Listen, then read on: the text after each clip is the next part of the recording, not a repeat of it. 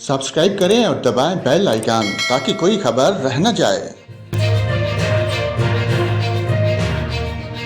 नाजरीन, महकमा मौसमियात ने वफाकी दारुल हुकूमत समेत मुल्क के मुख्तलिफ इलाकों में बारिश की पेशगोई कर दी। महकमा मौसमियात ने अपनी रिपोर्ट में कहा कि इस्लामाबाद में सुबह के औकात में गरज चमक के साथ बारिश का इम्कान है। शाम या रात में मौसम खुश्क रहेगा।